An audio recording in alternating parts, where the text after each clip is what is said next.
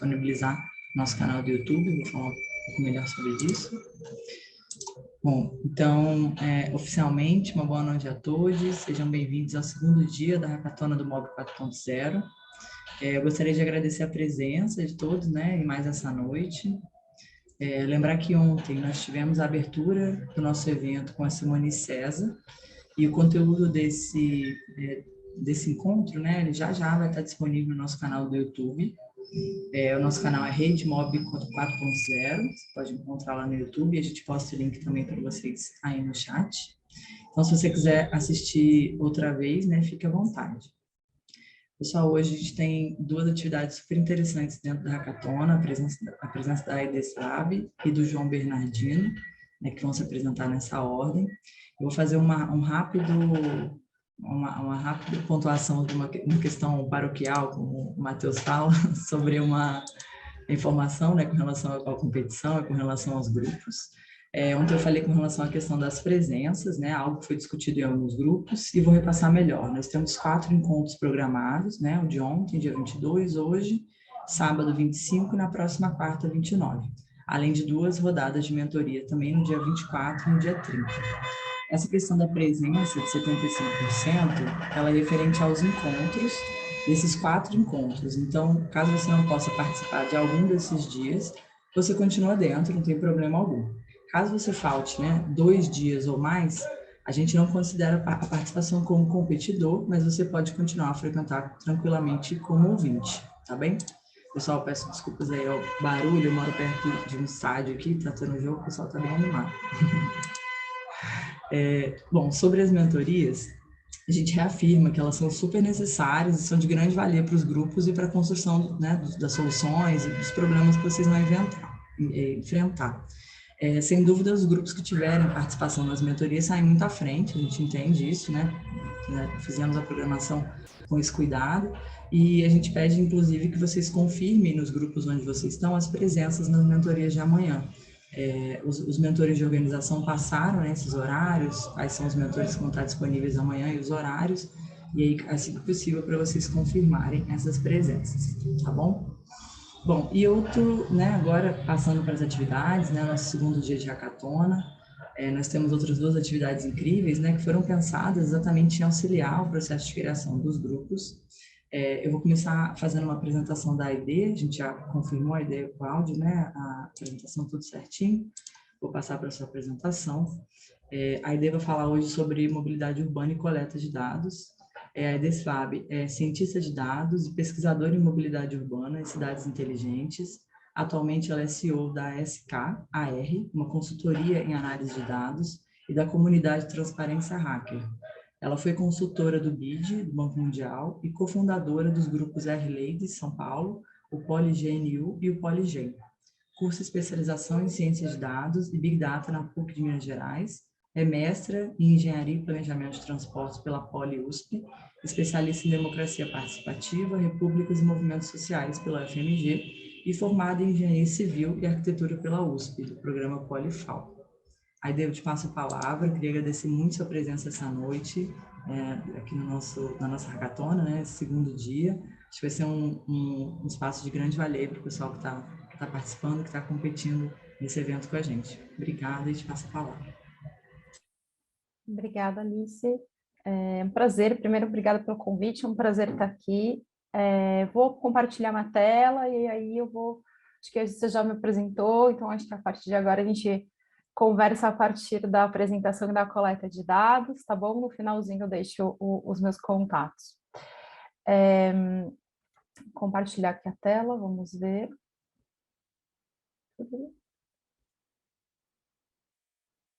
Só confirmem para mim se está aparecendo para vocês. Apareceu, aquele PowerPoint. Ótimo. Enfim, falando muito brevemente do que a ASC faz, né? ASC é um acrônimo, né, que a gente usa, e nós somos um grupo de pesquisadores associados. A gente criou a ASC realmente para fazer projetos legais. Todo mundo tinha um plano A na vida, e a ASC era o plano B da nossa vida. Agora está virando o plano A da vida de algumas pessoas, mas aí porque a gente queria fazer projetos de impacto social, então a gente queria trabalhar com ONGs, a gente queria trabalhar com o terceiro setor, a gente queria fazer coisas que não necessariamente fossem lucrativas, mas a gente descobriu que dava para viver disso. E a gente gosta muito de trabalhar com dados e dar significado aos dados, né? Não é só uma questão de storytelling, mas é uma questão de olhar com humanidade para as informações, o que a informação pode melhorar a vida das pessoas. Então, basicamente, essa é a nossa missão, tá?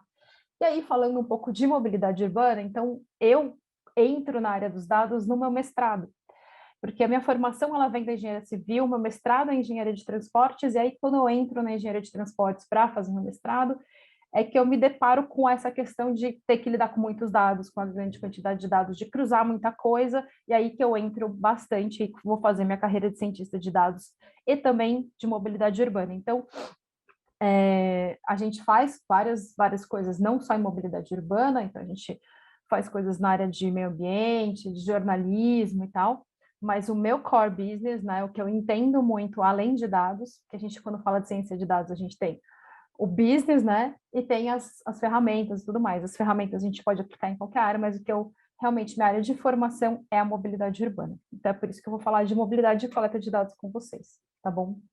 Nosso recorte hoje vai ser passageiro, e eu acho importante fazer essa consideração inicial para a gente não gerar uma expectativa, por exemplo, que a gente vai falar de mobilidade de carga, tá? Que é uma questão nos centros urbanos, que gera conflitos, mas a gente, por enquanto, o foco da apresentação aqui, até porque é uma hora, é um tempo super exíguo, é de passageiros, tudo bem?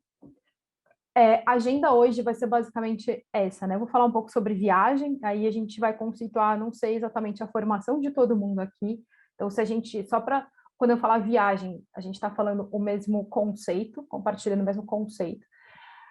Vou falar brevemente das grandes pesquisas de mobilidade urbana, as pesquisas de origem e destino, depois vou falar um pouquinho a partir, né, de coleta de dados a partir dos modos, dos coletivos, dos individuais, dos ativos, a bicicleta e a pé, e aí a gente vai ficar um pouco bate-papo, eu vou tentar fazer uma passagem rápida. Fiquem à vontade para colocar perguntas no chat, se eventualmente eu não responder durante, eu vou responder no final. Então, eu vou tentar fazer um apanhado, porque mobilidade urbana, se vocês me deixarem falando, eu fico falando, tipo, não é horas, é dias, semanas, entendeu? Então, eu vou tentar realmente ser sucinta e me ater à apresentação, para não tomar muito tempo de ninguém, né, do João, que vai vir logo na sequência. Então, vamos lá, o que a gente está falando? Quando eu falo viagem, eu vou falar muito esse termo na apresentação, o que eu estou falando? Eu estou falando de algo que tem uma origem, um destino, é feito uma determinada rota, então um deslocamento na cidade, que tem uma origem, um destino, uma rota, tem um motivo, então alguém vai de algum lugar para algum outro lugar por um determinado caminho, por alguma motivação, ou seja, para fazer alguma coisa, e esse alguém é alguém, então tem uma característica de perfil. Então, a viagem em si, né, tem isso, mas ela é sempre atrelada a uma pessoa e ao que essa pessoa vai fazer nessa cidade. E isso é muito importante porque isso vai trazer para a gente esse conceito do transporte, que ele é uma demanda derivada, ele não é uma demanda primária, né? Então, a gente faz coisas em geral, a gente se desloca para fazer alguma coisa. Então, me desloco para ir para a escola, me desloco para ir no cinema, me desloco para ir ao trabalho, isso que a gente, em geral, chama de viagem. Ainda que eu saia apenas para andar de bicicleta, a gente também pode considerar isso como um lazer. Me desloco para lazer, né? Um motivo extrínseco da viagem em si, tá? Falando agora das pesquisas de origem e destino, né? Que são os grandes marcos de dados e são bastante ricos. Em geral, ela é composta de duas partes, tá? A linha de contorno e a domiciliar. Isso, tradicionalmente, a gente está falando das pesquisas de origem e destinos tradicionais, a gente está falando de São Paulo, de Londres, de Paris, do Rio, enfim. A questão não são todas as cidades que fazem pesquisa de destinos, quando a gente fala isso, então acho importante entender isso, faz as cidades que têm recurso para fazer e que entendem que isso é uma ferramenta fundamental de planejamento, tá? A linha de contorno, o que acontece? A gente delimita uma área para fazer a pesquisa. Essa área delimitada, ela vai ser delimitada exatamente por isso que a gente chama de linha de contorno. E aí, nessa linha de contorno, você mapeia os lugares em que as pessoas podem entrar e sair. Então, você cria esse contorno, isso a gente chama de cordon line, de linha de contorno. Nesse lugar, você faz a contagem classificada de veículos. O que é uma contagem classificada de veículos? Você conta todos os veículos que saem de uma maneira segmentada. Então, é caminhão, é carro, é caminhão de quantos eixos, é carro, é ônibus, é moto, é bicicleta, enfim, por tipo de veículo. Também, a cada X veículos, alguns são parados de vários tipos, são parados para se fazer uma entrevista estruturada, é uma entrevista fechada, e amostral, a cada tantos pede para parar na estrada mesmo, pede para parar e entrevista as pessoas que estão dentro do veículo. A gente não tem só saída por terra, então a gente, quando pensa, aí você olha o mapa, você pensa nas rodovias, mas a gente também tem saídas por ar, então a gente também faz esse tipo de linha de contorno, ela também entra nessa história os aeroportos, tá? Então entram as rodovias, os terminais, os fretados, tá bom? Então, a gente determina... Qual que é a função da linha de contorno? É determinar a área de pesquisa. Por quê? Porque numa localidade, né, eu quero saber como que é a movimentação dessa localidade. Eu tenho a movimentação de dentro para dentro, de fora para dentro, de dentro para fora e que cruza. Então, eu tenho gente... São Paulo acontece isso, né? Tem gente que entra, que vem do interior, passa por São Paulo e desce para a Baixada, por exemplo. Então, para entender esses movimentos que é importante você determinar a linha de contorno. A domiciliar, ela vai olhar somente para dentro dessa região, então também é por isso que é importante determinar qual que é a região, para você também ficar fazendo domiciliar até onde que eu vou, né? É feita uma cálculo amostral, é feita uma entrevista estruturada na casa das pessoas, e aí tem vários blocos essa pesquisa, então tem um bloco que é socioeconômico, então você vai caracterizar as pessoas, você tem um bloco que é família, e você caracteriza a família. Então, aí é renda, o que tem na casa, se tem carro, qual é a condição de moradia, se é alugado, se é precária, se é própria, enfim. E aí também aí tem um bloco que é das viagens em si, de todas as pessoas do domicílio, o que elas fizeram no dia anterior. É declarado. Se pergunta do dia anterior, porque é alguma coisa que você, em princípio, espera que as pessoas lembrem de memória. Óbvio que isso tem a sua no dia anterior, mas em geral a gente sabe lidar com isso do ponto de vista estatístico. E a parte da família ela é muito interessante. E por que ela pega todo o núcleo familiar? Por exemplo, se você for numa casa, tiver 5 pessoas, entrevistar uma e a 4 não, você não entrevistar, esse domicílio ele não é válido. Você tem que sortear outro e fazer outro domicílio. Por que isso é interessante? Porque a gente entende que a estratégia de viagem ela é familiar. Então, por exemplo, imagina uma família que tem 2 filhos. Então, se o pai leva de manhã na escola, os filhos, a mãe, em princípio, não leva, né? Se um leva, o outro não leva, ou se os dois levam, porque um vai dar carona para o outro e depois ela vai pegar um transporte. Então, esse arranjo do recurso, muitas vezes o carro ou a moto, ele é familiar. Não é comum, é uma quantidade, é uma minoria da população que todos os indivíduos da casa têm acesso a todos os meios possíveis. Então, geralmente você faz um arranjo ali. Então, se um sai num horário, o outro busca, principalmente quando você tem famílias com filhos menores, isso é mais importante, o peso é maior ainda do que quando você tem, por exemplo, com filhos maiores. Mas, enfim, só o porquê que isso acontece. E essa é assim que é pensado as pesquisas de origem e destino até hoje.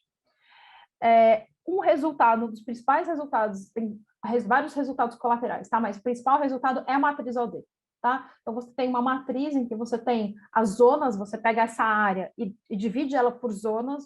As zonas em São Paulo e na maior parte dos lugares que fazem isso, ok, elas conversam, não necessariamente coincidem, mas elas conversam com os setores censitários do IBGE para você depois conseguir cruzar dados com os dados do censo, tá? Então, não é bom se você fizer zonas OD que não conversem com o desenho do IBGE, façam sempre isso. E aí você tem, eu saí da zona 1 e fui para a zona 3, eu saí da zona 4 e fui para a zona 10, então você tem essa matriz, que é a origem por destino. Então aqui tem só um exemplinho de um pedacinho da matriz de origem e destino de São Paulo. Então, por exemplo, se foi da zona 1 para a zona 1, significa que é intrazonal. Então eu saí e fui para a mesma zona, né? O origem e destino foi para a mesma zona. Então, por exemplo, saí da zona 1 e fui para a zona 2, 4.000. Então, tem 4.000 viagens da zona 1 para a zona 2, nessa tabela que eu estou mostrando, tá? para vocês terem uma ideia aí de resultados reais do que sai dessa pesquisa, banco de dados não é exatamente esse, o banco de dados vai ter os dados de família, os dados de viagem, os dados das pessoas, mas no final das contas a gente consegue montar essa matriz. Aí falando um pouco das potencialidades, uma das coisas que a gente consegue com a pesquisa Origem e Destino é quantificar e caracterizar o padrão de viagens, por perfil, porque a gente tem os dados de pessoa, por modo, por motivo, entender as flutuações horárias, entender as variações de fluxo. A gente entende as flutuações horárias porque você conta o que você fez o dia inteiro, né? E esse, por exemplo, é um gráfico que saiu da pesquisa da OAB de São Paulo de 2017. Eu não sei também de onde são as pessoas que estão me ouvindo. Eu vou usar muitas referências de São Paulo, que é de onde eu sou, mas a metodologia ela é igual nas outras cidades que fazem pesquisa OAB também, tá bom? Não necessariamente os resultados, mas a metodologia. Então, por exemplo, aqui uma coisa interessante de a gente, por exemplo, segmentar por motivo, é que a gente vê o pico do almoço, né? Então, você tem ali o trabalho, que é a linha vermelha, percebe que tem um pico do almoço baixinho, mas o pico de educação é alto na hora do almoço. Então, isso é interessante se a gente for pensar, por exemplo, em pensar em política pública de transporte para transporte escolar. Então, porque tem uma característica diferente por exemplo, do transporte do trabalhador, né? Então, entender o motivo das viagens ajuda também a você pensar políticas, pensar negócios, enfim. Além disso, você consegue obter subsídios para planos e projetos, né? Então, você entende o que está acontecendo, você consegue planejar. As pesquisas do OAD costumam acontecer em São Paulo a cada 10 anos, a grande, que a gente chama, com uma amostragem maior, e a cada 5 anos, o que a gente chama de mini OD, ou de aferição, no fundo é uma amostragem menor, que no fundo é mais para avaliar a tendência, então ela tem um pouco mais de erro, tem um pouco menos de representatividade. Mas ainda assim, então no fundo a gente tem aqui uma pesquisa em média a cada 5 anos, tá? E aí, com isso, você tendo essas pesquisas a cada 10 ou a cada 5 anos, você consegue minimamente fazer uma avaliação de tendência e fazer também projeções futuras, porque você traça cenários econômicos, traça cenários demográficos, e aí você, obviamente, como qualquer planejamento, assume o que a gente sabe que é em verdade, mas não tem muito como saber, que o futuro é tão igual quanto o presente.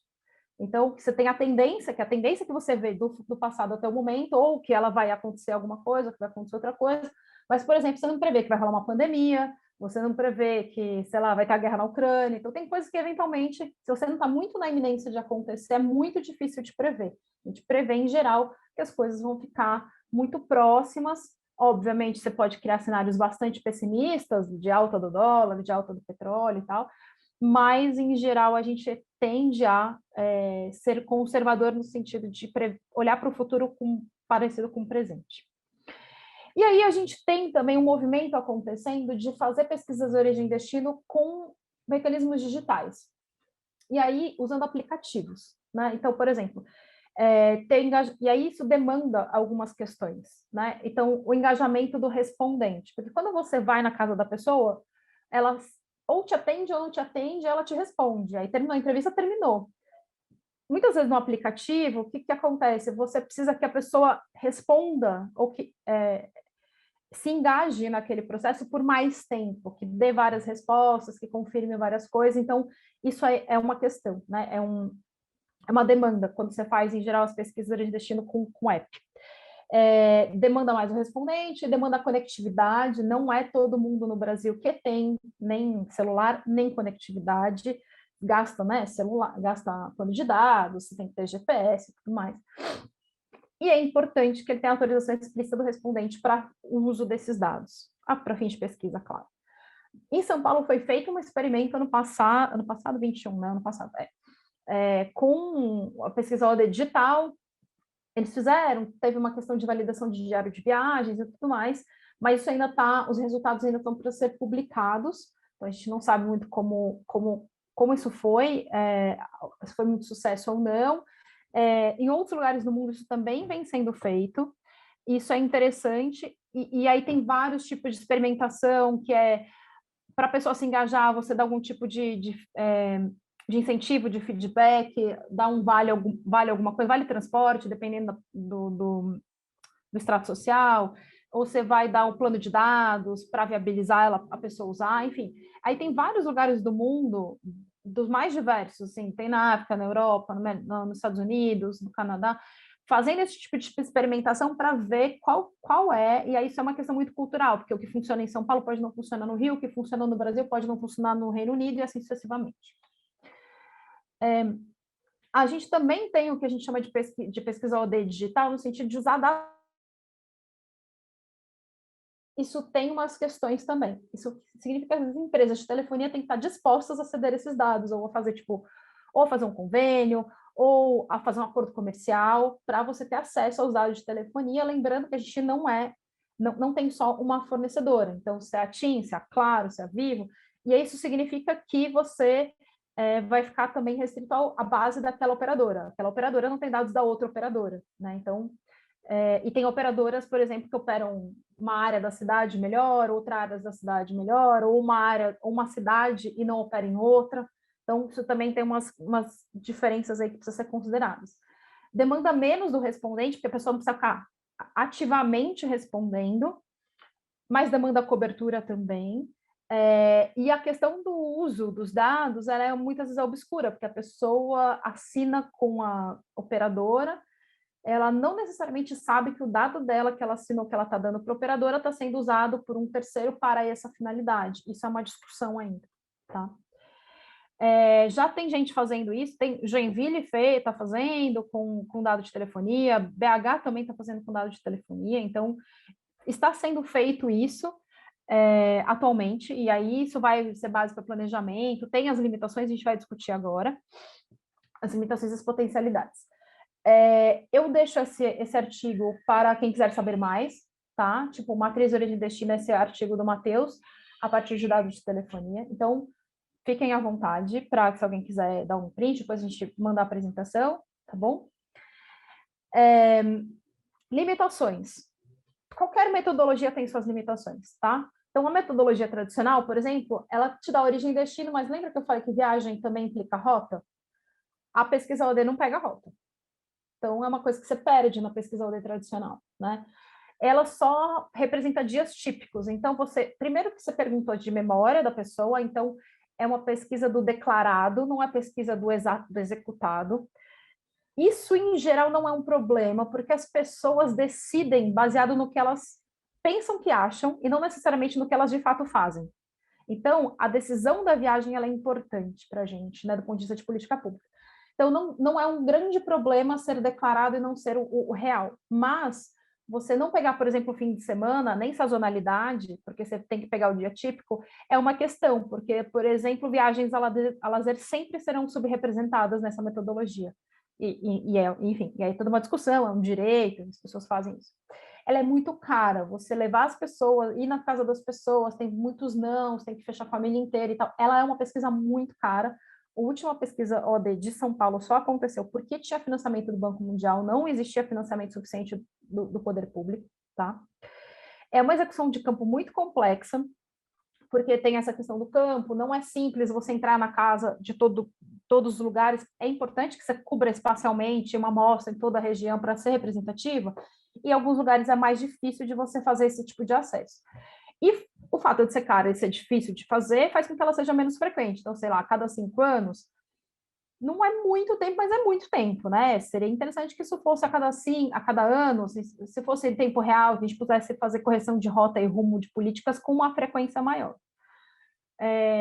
As metodologias mais inovadoras, elas têm outro tipo de limitação. Então, por exemplo, quando você responde o diário de viagem, você tem um viés de autorresposta. Quando é um pesquisador que vai na sua casa e faz a pergunta para você, ele é treinado para fazer a pergunta de uma determinada forma, para esclarecer algum conceito que você não saiba muito claramente. Quando a pessoa lê esses conceitos ou faz esse tipo de resposta, você está sujeito a interpretação do usuário, então tem que ser muito bem pensado e não necessariamente eu acho que a gente não chegou no grau de maturidade de experiência do usuário, dos apps que eu vi até hoje em outros lugares do mundo também, de que não tem problemas de autorresposta, de que aquilo não deixa dúvidas, né? Tem dificuldade em desagregações, por exemplo, quando a gente pega dos de telefonia celular. Então, de telefonia celular, é muito difícil eu saber o perfil, tipo, porque quando você pega das pessoas, eu sei se é uma mãe quantos filhos ela tem, qual a influência desse filho, eu consigo fazer a inferência desse filho na mobilidade da mãe. Quando eu pego uma pessoa pelo celular, eu não sei se ela é uma mulher, se ela tem filhos, qual o perfil familiar que ela tem, se ela tem carro, ela pode estar se deslocando de carro porque eu infiro pela velocidade, mas eu não sei se o carro é dela, eu não sei como que é a dinâmica, porque, por exemplo, pela pesquisa ODE, dá para a gente saber que, embora muitas vezes a mulher tenha a posse do carro, o uso do carro é prioritariamente masculino, e a gente dá para inferir isso da pesquisa ODE. Então, tem outras questões que, embora o dispositivo móvel, o telefone, traga para a gente uma quantidade de dados muito grande, uma facilidade temporal maior, é mais difícil, por exemplo, fazer desagregações, tá? E aí é uma questão que hoje temos dificuldade para fazer representatividade da população do ponto de vista estatístico, porque as ODs tradicionais, a gente já sabe como a gente faz a amostra estratificada e você busca essa amostra, constrói. As metodologias de dispositivo móvel, você coleta Big Data e depois você vai fazer uma análise e aí você tem que fazer um tratamento posterior. Isso nem sempre é muito bem feito, do ponto de vista de dar representatividade populacional a partir daí, tá? E tem o viés de acesso às ferramentas digitais. Nem todo mundo tem acesso ao celular, à conectividade, ao digital em si. Então, vamos supor, eu tenho acesso ao celular, tenho acesso à conectividade, mas é uma pessoa que tem baixo digital literacy, tem dificuldade de mexer mesmo, de entender o botão e de navegar, né? Transversalidades, todas as coisas eu vou tentar passar por essas questões, potencialidades, transversalidades, dificuldades, enfim. A questão do tratamento de dados pessoais, né?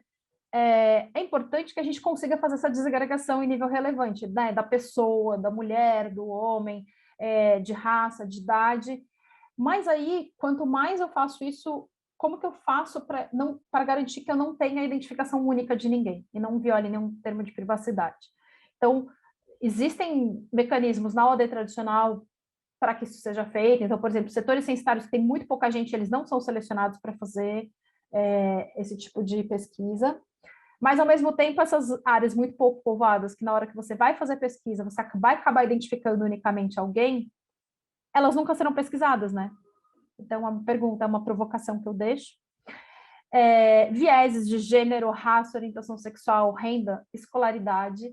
É importante a gente sempre pensar que existe e como que a gente trata todos esses vieses. Então, por exemplo, nenhuma OD tradicional até hoje perguntou raça. A próxima OD de São Paulo, pelo menos, vai perguntar por obrigação de lei. Então, como que a gente pode olhar para deslocamento de uma população olhando raça, cor, se a gente não tem esse dado na coleta? Então, acho que a gente está falando aqui de coleta e mobilidade, a gente precisa coletar. Então, acho que as perguntas, a gente não pergunta orientação sexual. Então, a gente pode afirmar que não é um dado relevante na mobilidade, se a gente não coleta? Né? Então, essa é umas provocações que eu gostaria de deixar aqui. Escolaridade é uma questão importante, principalmente se a gente está falando de pesquisa de autorresposta, porque se a gente tem baixo grau de escolaridade, a gente tem uma dificuldade de pessoas de baixa escolaridade em compreender as perguntas e fazer esse tipo de pesquisa de autorresposta. Agora vamos falar um pouco de transporte motorizado coletivo, falar de trilhos, tá? Trens e metrô. Esse aqui é um gráfico tradicional, básico aqui, de velocidade por capacidade, só para a gente entender, em geral, assim, isso que eu geralmente coloco, quando que a gente usa trem, quando que a gente usa ônibus, quando a gente faz um pouco de decisão de modo, né? Mas, basicamente, os trens e metrôs são modos o quê? Modos de alta capacidade, tá? E são sistemas fechados, eu tenho ali, é fechado, né? Eu não mudo o trilho conforme a chuva, eu não mudo o ponto, né? A estação é determinada, a rota também. E os principais dados do trem do metrô vêm, e aí não quer dizer que são os únicos, tá? A gente tem 1 milhão de dados para falar sobre isso, mas os principais que a gente usa são de bilhetagem, né? São os dados de lotação. Então, por exemplo, como que a linha amarela aqui em São Paulo faz dado de lotação? É mecânico, é pelo peso. Né? Então, esse, por exemplo, a gente sabe que a porta 24 a 21 está cheia, então eu vou tentar entrar ali na porta 16 a 13, que ela está verdinha, que ela está mais vazia, e isso aqui, em geral, ele é feito por peso. Isso é mais difícil de fazer em sistema sobre pneus, né? Porque a qualidade do nosso pavimento é ruim, então ele descalibra muito, né? Se você faz esse tipo de sensor nos veículos por pneu. Dá para fazer, mas a gente tem uma questão de manutenção muito mais difícil.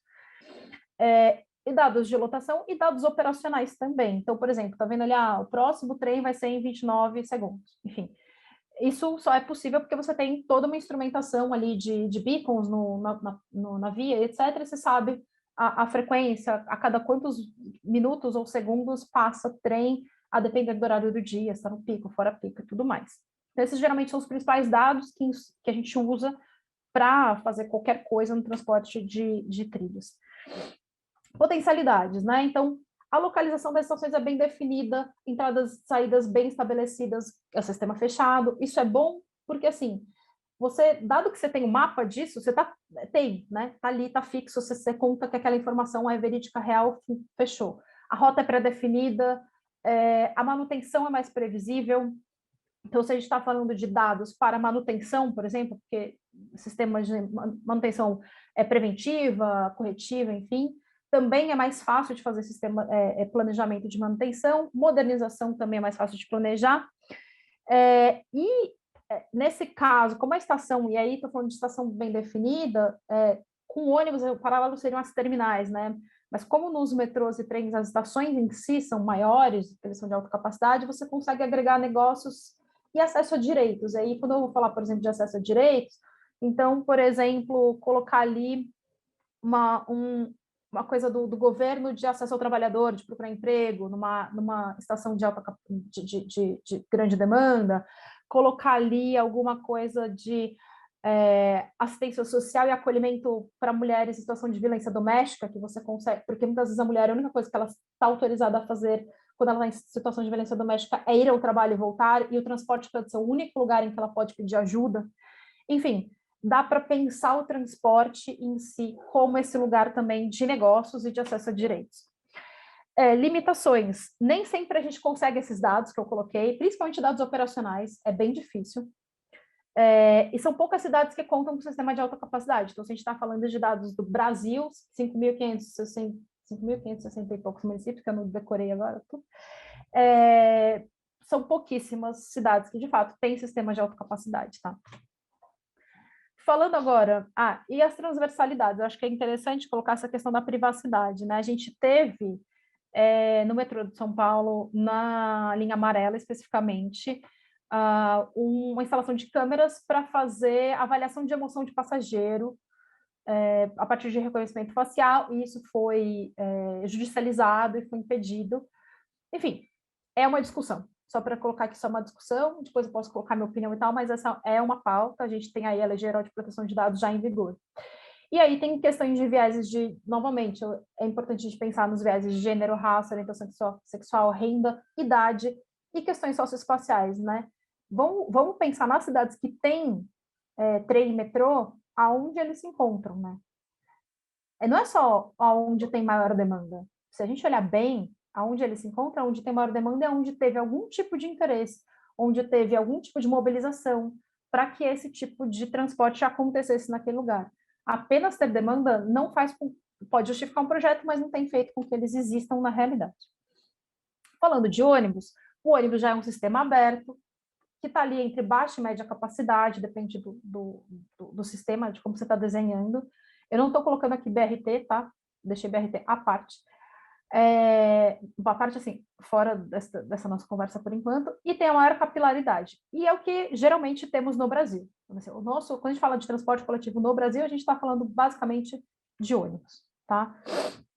Os principais dados que a gente usa de ônibus é bilhetagem, o GPS dos ônibus e o que a gente chama de GTFS, né?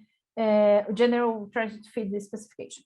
O GTFS, basicamente, é um sistema de comunicação que ele vai ter várias informações, tarifa, tabela horária, e também a localização do veículo. Então, para o GTFS funcionar, eu preciso da localização do veículo, mas não é sinônimo. GPS de uma coisa não é sinônimo da outra, tá? Mas uma coisa dá insumo para outra. E aí, com isso, por exemplo, a gente aqui tem um sistema, né, uma API do sistema de transportes da operadora de transportes. Então, pessoas, negócios, empresas conseguem conversar com o sistema da SP Trans que tem os dados de ônibus, que tem GTFS, e aí você consegue desenvolver aplicações a partir dos dados do sistema de ônibus. Então, coisas interessantes que surgiram, aqui só também uma indicação, não sei se as pessoas estão interessadas, é interessante ler a especificação do GTFS do Google. O Google, se não me engano, com a autoridade de Portland, faz uns 10 anos, que desenhou, né, a especificação do GTFS. Essa é, tipo, se você quiser saber mais, procurem esse link da API do Google. E aqui, eu achei interessante essa postagem da Cipópolis, que a gente teve greve de ônibus semana passada, e aí eles fizeram uma análise, né? A partir do quê? Porque eles conseguem conversar com os dados da prefeitura, e aí eles fizeram uma análise de quais foram as 10 linhas mais impactadas pela greve, por exemplo. Então, a gente consegue pegar essa informação, que é um monte de informação, e transformar um monte de dado e transformar em informação que é útil para a população. Quais são as linhas mais impactadas pela greve, por exemplo, né? Das potencialidades do ônibus, então, se pensando nesses dados, são dados que têm uma grande cobertura geográfica, é o mais utilizado, as rotas são flexíveis. Se é ruim porque as rotas são flexíveis, é bom porque as rotas são flexíveis, né? Então, isso dá para o usuário, é bom, né? Os dados dão mais visibilidade das condições gerais da cidade como um todo, porque se você olhar os dados de metrô, você não tem noção de como a cidade está se deslocando como um todo. Assim, as pessoas no metrô, porque é uma rota muito fixa, né? Mesmo em lugares em que tem uma rede maior, ainda assim é difícil você extrapolar isso para a visão de cidade. E a gente também, enfim, existem umas experiências de usar tags RFID em carros ou veículos, na realidade, para ter rota e tempo de deslocamento de uma forma mais barata que GPS. Então, assim, tem alguns lugares que estão fazendo esse tipo de experiência. Esse lugar que eu vi não era do Brasil, mas que estavam usando RFID para traçar rota e tempo de coletivos, né, de transporte de ônibus. As limitações. É mais difícil a confiabilidade na aquisição dos dados. Então, por quê? Porque você vai fazer esse envio de dados, às vezes vai estar numa área de sombra, vai chover, então tem várias dificuldades, e às vezes esse dado ele vem mais sujo do que se você tiver, por exemplo, num sistema fechado. Mais operadores traz mais complexidade. Então, muitas cidades não tem só um operador de ônibus, tem vários operadores. E aí a implementação de tecnologia, a adoção de tecnologia, quando são vários interlocutores, é mais difícil. A dificuldade em obter dados, assim, eu mostrei a API da Prefeitura de São Paulo, mas, assim, não é a regra, é a exceção. Mas, assim, a maior parte das empresas, dos municípios de São Paulo usa ônibus e a maior parte não tem API. A bilhetagem não fornece dados de embarque e desembarque. Eu já vi análises desse sentido e são inferências que depois você vai ver que são super complicadas de assumir. Tipo, ou você embarque e desembarque, quantas pessoas entraram e quantas pessoas desceram no ônibus naquele ponto. Quando você pega dado de bilhetagem, você sabe quando a pessoa passou na catraca. Então, a gente olhando, já vi estudos que faziam algumas inferências, vai olhar assim, a pessoa, todo mundo passava perto do ponto final porque ia integrar na estação, por exemplo. E aí você achava que aquele embarque acontecia num ponto que ele não acontecia. Então, é muito complicado a gente fazer inferência de embarque e desembarque a partir da bilhetagem. Eu recomendo fazer isso com muita parcimônia e muito estudo, tá? Transversalidades. Novamente, a gente tem questões de segurança e privacidade. A gente teve vazamentos importantes de dados em 2020, dos dados de bilhete único. A gente teve outro vazamento importante dos dados de bilhete único em 2021. Em 2022 ainda não acabou, a gente ainda pode ter de novo, mas a gente ainda não teve. Então, só para dizer que é importante e isso é complicado, porque você está dando dados pessoais seus para o gestor, né, do dado, e que é importante que esse gestor do dado tenha muito cuidado com a privacidade para esses dados não vazarem. Temos as mesmas questões de viés de gênero que eu coloquei no sistema fechado, e aqui eu vou trazer o Nina. Eu sei que a Simone teve aí ontem, não sei o quanto ela falou do Nina, mas se ela não falou, faço questão de falar, que é uma possibilidade, né, de como a gente usa a tecnologia para conseguir fazer, de alguma forma, o combate ao assédio dentro dos transportes. Então, o Nina é uma tecnologia embedada dentro de um app, nesse caso do meu ônibus, e com ele você consegue fazer a denúncia, e você também, e eu sei que eles entram em contato para conseguir imagens dos ônibus, para você conseguir prova, Enfim, e tem todo um protocolo de encaminhamento, e o Nina é uma tecnologia que ele entra nesse caminho para facilitar esse processo.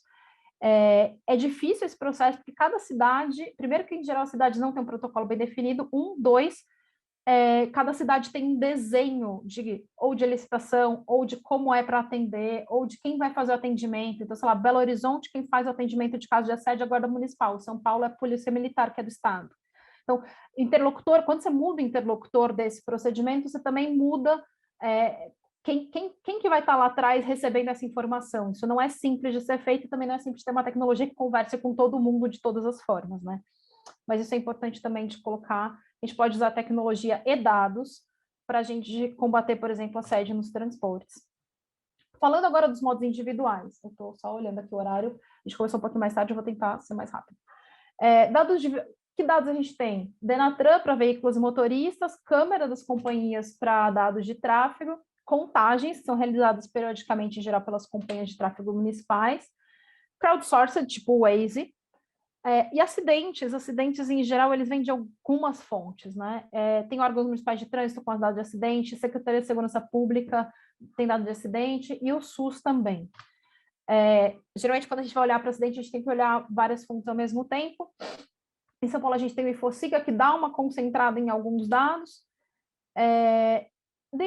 Pensando agora nas potencialidades, né? Pensando agora no modo individual, a gente consegue, quando a gente tem dados dos carros e das motos, a gente começa a ter uma visão de cidade mais real-time, porque embora eles não seja o maior número de viagens, não seja o maior número de pessoas, muitas vezes eles ocupam maior espaço na cidade. Então, isso a gente começa a ter uma visão se está congestionado para o carro e se o ônibus fica no tráfego misto junto com os carros, está congestionado para o ônibus também. Sistema de roteirização para veículo de emergência, então é legal a gente ter uma noção, por exemplo, de como está a cidade, se você precisa mandar uma ambulância, se você precisa mandar um carro de bombeiros, então como que você faz isso? E aí entra junto com esse empregar a IoT para adoção de semaforização inteligente. Então, se você tem se a gente tiver os nossos semáforos de alguma forma instrumentados com CCO e tal, que você consiga fazer uma priorização semafórica de uma determinada rota, porque você precisa passar ali um veículo de emergência. Isso já acontece em alguns lugares do mundo, acontece em alguns lugares no Brasil, não necessariamente em cidades inteiras, mas em alguns lugares de alguma cidade já tem esse tipo de experiência rolando, tá? De fato acontecendo. E roteirização e otimização de serviços de entrega. Como eu falei que eu não entrar em carga, vou passar reto aqui, mas é uma possibilidade também. Porque moto, não tinha como não falar de delivery, né, gente? Aqui é um artigo que eu também deixo para quem quiser se aprofundar. É muito bom esse artigo do Andrade e do Barbieri, modelo de apoio à decisão para um problema de posicionamento de bases, alocação e realocação de ambulâncias em centros urbanos. O que eu acho interessante é que a gente às vezes tenta resolver o problema de transporte com transporte, mas às vezes a gente pode resolver o problema de transporte recolocando as coisas na cidade, e aí otimiza muito o transporte. Então, acho legal também dar essa pincelada desse lugar. Limitações. Dados de veículos e pessoas, muitas vezes eles não são mais atuais. Você vai pegar dado do Denatran, muitas vezes ele não é exatamente como está na realidade. Dados de imagem. As limitações das câmeras em si, às vezes a câmera não tem uma definição boa. Condição climática, tipo choveu. Às vezes dado de chuva, está chovendo, você perdeu muito da visibilidade em câmera de trânsito.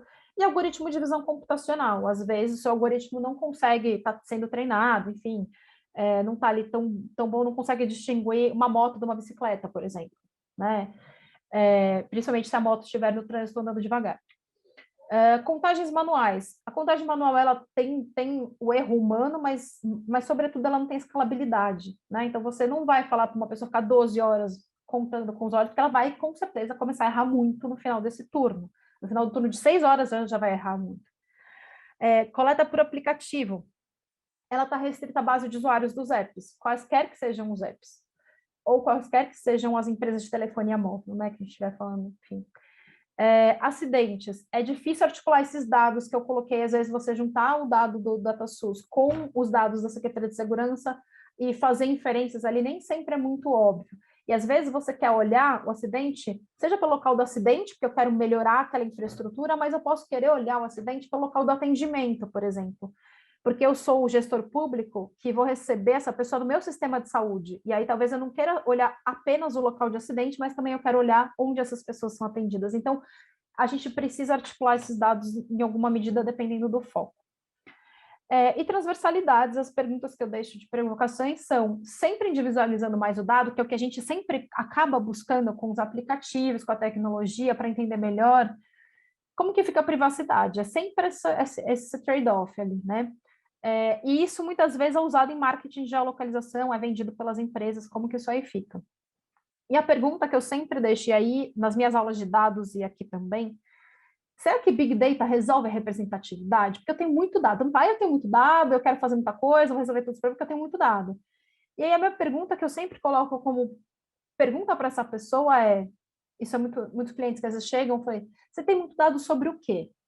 Porque que muitas vezes acontece é que as pessoas têm muito dado sobre a mesma coisa que eles já tinham dado antes, ou dado do mesmo fenômeno, e não é muito dado sobre o todo que precisa ser respondido, né? Então, a gente tem distribuição socioespacial desse dado? Porque às vezes eu tenho muito dado da Zona Oeste, tá, mas e a Zona Sul? Mas e a Zona Norte? Então, questionamentos.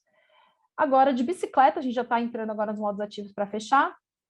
Dados de infraestrutura cicloviária, coisas que a gente já tem hoje, dados de infracicloviária, localização das estações de bike sharing dos aplicativos, e posse e uso de bicicleta a partir das pesquisas OD. Então, esse aqui, por exemplo, é da base do GeoSampa, que tem a infraestrutura cicloviária já referenciada, você consegue baixar o GIS, você consegue consultar um mapa, os bicicletários públicos tem lá, beleza, temos algo.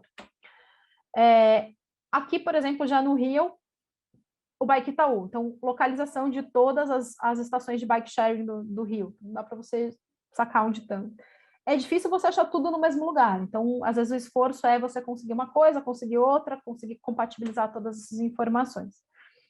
Também temos de bicicleta contagem automática ou manual, e aí essa foto é, por exemplo, um pneumático, né? É como a gente faz um contador, uma das formas de fazer contagem automática, você põe pneumático, você conta por pneumático, também dá para fazer contagem por fechamento de circuito, mas aí você precisa colocar um pouco embaixo do piso, e dá para fazer automático.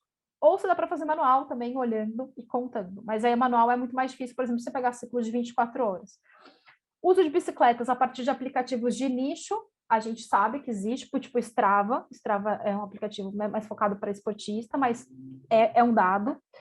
A elaboração de mapas colaborativos, por exemplo, como o Ciclomapa, não sei se vocês conhecem, mas é aquela mesma mapa de ciclovias de São Paulo, mas que tem mais informação. Por exemplo, tem oficina, tem loja, tem baixa velocidade, trilhas, então uma sorte de inteligência um pouco maior, e aí tem mais gente colaborando, né? As potencialidades dos dados oficiais é que, é o dado oficial que vai nortear a decisão de debate público, de política pública, de concepção de plano. Já os dados das empresas, ela traz uma camada de informação vinculada a um uso real, não necessariamente é oficial, mas é um uso real, tipo, é onde as pessoas estão usando bicicleta, é ali, você sabe que as pessoas estão usando isso, né? Óbvio, considerado o viés da base dessa empresa. Dados de contagem, ela é muito bom para monitorar impacto de intervenção. Por exemplo, conta antes, faz intervenção, conta depois. Ou tendência, conta todo ano no mesmo lugar para ver se está aumentando o número de ciclistas. Dados crowdsourced, é uma camada de informação e inteligência a partir de demanda social. Então, isso é muito interessante também para a gente entender onde está a demanda da sociedade, né? E as limitações dos dados oficiais nem sempre estão disponíveis, nem sempre são fáceis de obter e nem sempre são atuais. Dados das empresas, eles geralmente são difíceis de obter na íntegra, porque é uma questão de segredo de negócio, a representatividade fica restrita aos usuários da base, e os dados de contagem têm custo maior, tá? Mas eu gosto mais deles, eu acho que eles têm muito a acrescentar, mas eles são caros. E dados crowdsourced tem uma qualidade de informação que ela depende ou de ter muito, popular muito, para você diminuir o ruído da variabilidade das pessoas ali, ou tem que ter um pouquinho de treinamento, habilidade, depende um pouquinho de treinamento, habilidade de quem está contribuindo. Então, vai fazer um mapa, né? Tipo, você tem que entender minimamente como fazer um mapa, como inserir uma informação. Então, não é assim tão trivial, né? Transversalidades. Como que a gente obtém os dados identitários numa contagem? Eu gosto de contagem, acabei de falar, né? Mas aí, como que eu pego dado de gênero, de raça, de idade de uma pessoa passando na rua? Esse é o tipo de dado que ele é autodeclarado. Você não olha uma pessoa e fala, você é negra. Você não é uma pessoa e fala, você é mulher. Não é assim que funciona. A pessoa que tem que falar, olha, eu sou uma pessoa negra. Não, eu sou uma pessoa branca. Eu sou mulher. Entendeu? Não, então, isso é uma discussão, assim, não é tão bem resolvido, tá? Onde que existe infraestrutura cicloviária? Então, existe infraestrutura cicloviária na área mais rica? E onde é feita a contagem? Aí eu estou fazendo um trabalho esses dias, que a maior parte das contagens elas são feitas no plano. Aí a gente vai fazer uma modelagem e tal, a variável saiu do modelo. Eu falei, mas claro que saiu do modelo, porque a gente conta sempre no mesmo tipo de via, então ela não vai fazer diferença no meu modelo de regressão. Mas isso não quer dizer que não tem ciclovia em lugar que não é plano.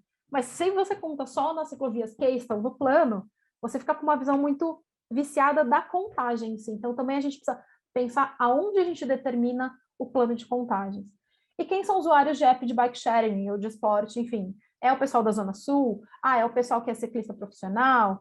Então, a gente tem que saber, não estou dizendo que essas coisas todas não sejam úteis, eu acho que elas são todas úteis complementarmente, mas a gente precisa entender que esses viés existem para controlar eles e reconhecê-los de alguma forma.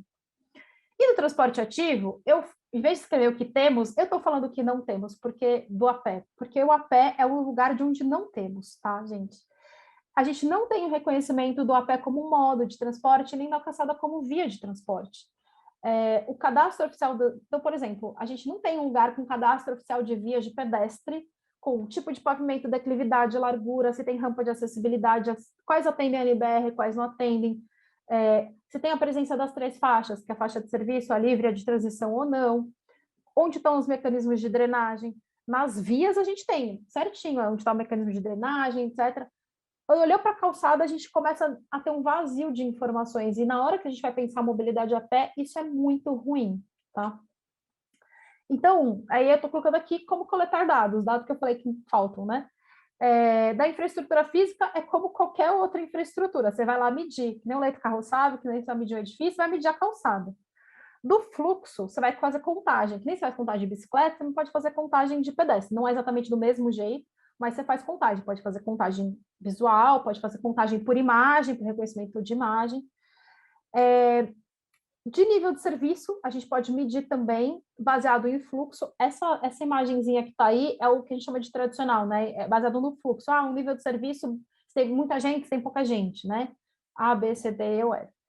Mas a gente tem outras coisas que eu acho muito mais interessantes, por exemplo, a gente falar de nível de serviço, que são os índices de caminhabilidade. E aí, por exemplo, eu recomendo que deem uma olhada no índice de caminhabilidade do ITDP. Acho que, se não me engano, eles têm 15 indicadores separados nessas 6 temáticas: segurança, tração, calçada, ambiente, mobilidade, segurança pública, porque caminhabilidade ela é transversal. E é por isso que talvez também seja difícil, também não seja tão atrativo olhar para esse lugar do a pé, porque é no lugar do a pé também que muitas coisas se encontram, né? Potencialidades. A pé é o modo mais democrático. Você não precisa pagar para andar a pé, mas você precisa pagar para andar de ônibus, você pagar para andar de metrô. Então, em princípio, ele é o modo mais democrático. Frequentemente, ele representa aproximadamente 1/3 das viagens de uma cidade. É muita viagem. E lembrando que você não chega no ônibus, em geral, flutuando, você vai a pé até o ônibus, você vai a pé até o metrô. Então, o a pé, ele sempre é esse modo de acesso. Pequenos investimentos podem gerar muitos impactos, os mecanismos crowdsourced são promissores, tá? E é possível adicionar camadas de análise de sustentabilidade. Então, eu vou olhar para o a pé, então eu vou ter o quê? Vou ter benefícios à saúde, eu vou ter benefícios ambientais, eu vou ter benefícios econômicos. Então, olhar para o a pé dessa perspectiva, ele traz outras visões também bastante interessantes. Limitações culturais e políticas, eu acho que a gente não tem uma cultura do olhar a pé, do andar a pé e de olhar para isso. Faltam dados, faltam instrumentos de coleta e metodologias para isso. E aí, quando a gente vai falar do andar a pé, aí todo mundo vai falar da privacidade. A discussão seletiva sobre privacidade. Então, se a gente está falando lá da câmera de reconhecimento no metrô para ver a sua emoção, as pessoas não estão incomodadas, mas se você está na rua andando, gera umas polêmicas que eu acho impressionantes. Então, acho que a gente precisa culturalmente ainda trabalhar bastante esse lugar do andar a pé. E aí as transversalidades e as perguntas provocativas que eu deixo para pensar são que, ao contar o fluxo de pessoa, quando a gente usa imagem, como que a gente garante o consentimento? Porque a gente pressupõe que se a pessoa está na rua, a imagem dela é pública. será que é pública?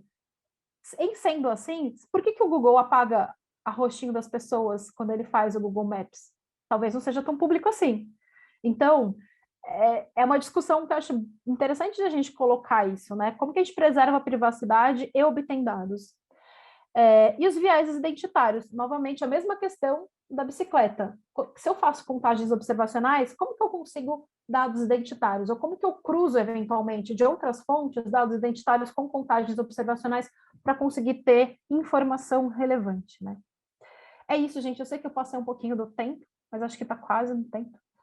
E aí eu queria trocar um pouco com vocês, eu passei uma pincelada, tá, gente, em coleta de dados a partir dos modos e umas reflexões.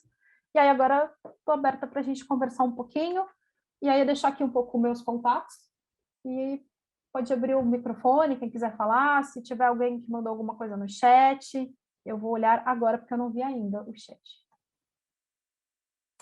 Não tem perguntas no chat, mas se alguém tiver perguntas, pode fazer.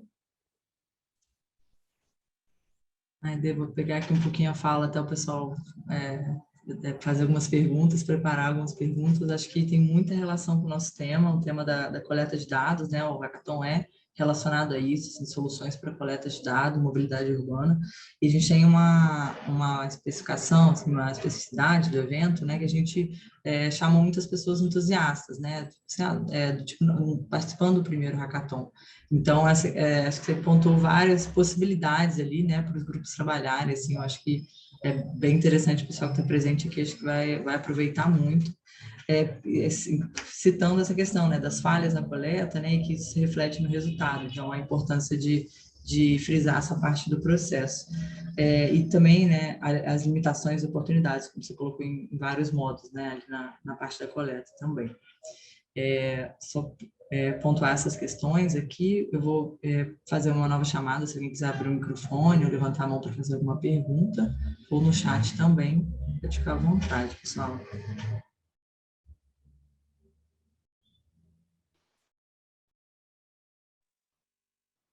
Podem perguntar também se vocês não entenderam alguma coisa, ou se não ficou claro. A Denise levantou a mão. Denise, por favor, pode seguir.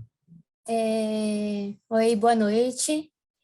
Eu só fiquei com uma dúvida na parte que você falou ali da roteirização, né, da visão do real time e também da informação que vocês coletam até dos aplicativos como o Waze, que assim, você falou que se tiver parado, por exemplo, dá para saber se o ônibus está parado, né, ou não.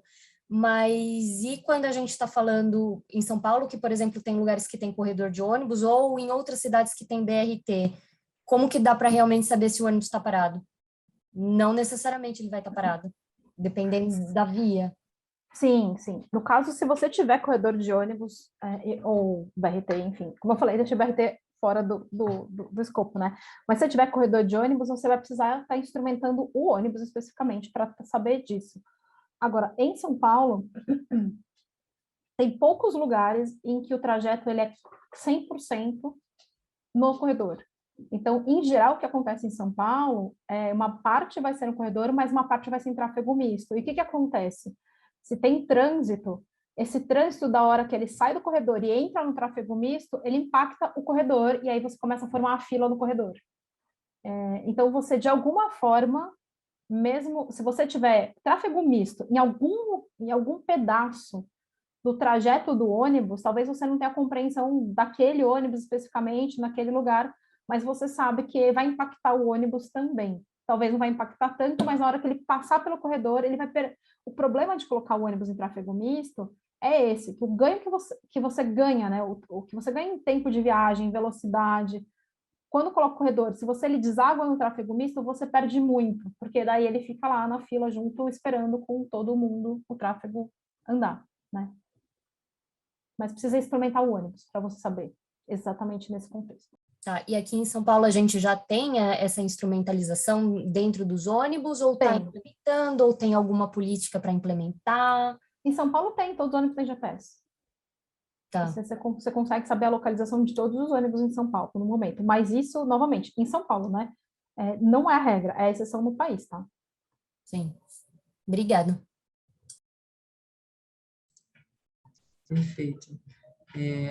Surgiu mais uma pergunta aqui do Diogo, porém, eu acho que vou seguir, ou se tiver como ser uma resposta um pouco mais breve, só para a gente seguir com o João, ele vai entrar agora às 8h, eu vou ler rapidamente aqui. Seria viável a integração de pesquisas OAD com o censo IBGE? Né? Existe alguma manifestação nesse sentido? Me parece que haveria mais possibilidade de gerar mais dados representativos. Talvez menos caro, também menos caro, talvez. Na realidade, já dá para fazer cruzamento de dados da ODE com o IBGE, porque as zonas ODE, elas respeitam os setores censitários do IBGE. Mas o IBGE está cortando pergunta, então é difícil. Porque o IBGE não faz algumas perguntas, né? A gente poderia tirar algumas perguntas mais de perfil, mas o grosso do questionário não são as perguntas de perfil, entendeu? Então, agora, o que seria interessante é se o IBGE passasse a ter perguntas de transporte. Isso seria bem legal. Já que falou do IBGE, eu lembrei que o IBGE está fazendo agora alguns levantamentos, né, de calçada. Esses levantamentos, você sabe se eles estão sendo feitos bem detalhados ou eles estão mesmo sendo feitos só a grosso modo? Está olhando lá se tem ou não uma rampa e ok. Se está com a guia levantada, ok. Se tem a faixa de pedestre, ok. Está sendo feito a grosso modo ou eles estão pegando um pente fino? Olha, é a pesquisa urbanística que saiu, eu não olhei o resultado dela, saiu acho que foi nessa semana, se eu não me engano, ou segunda-feira ou fim da semana passada, então eu não olhei ainda. Então é muito difícil eu falar. Meu chute seria que para o fôlego da pesquisa que o IBGE tem, provavelmente não é um pente fino, tá? Mas eu não posso falar antes de olhar o resultado, mas assim, provavelmente esse tipo de detalhe que a gente quer e deseja, a gente vai conseguir quando ele for feito em nível municipal. Sim. Do que eu ouvi, ele também foi feito só no Rio de Janeiro, ou alguma coisa assim, foi feito meio parcial para fazer, para ter uma ideia de como que ia ser. Bom, eu não sei, eu também não olhei a fundo essa pesquisa, mas só fiquei sabendo que foi iniciada, assim. Achei bem interessante. Perfeito, pessoal. Agradeço, né, as perguntas, as respostas da Aide. Super interessante a gente fomentar, né, esse espaço.